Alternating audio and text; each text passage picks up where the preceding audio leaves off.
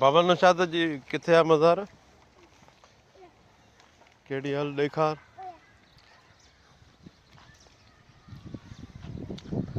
कब्रस्तान VIP थी वियो।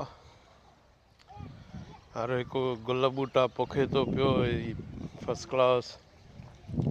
इहा बाबा नौशाद जी आहे। गुल बूटा पोखनि था, मज़ारनि खे ठीकु ठाक कराइनि था। ॾाढी सुठी ॻाल्हि आहे।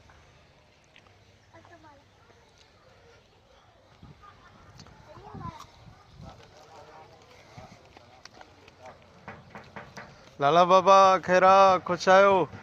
ॿार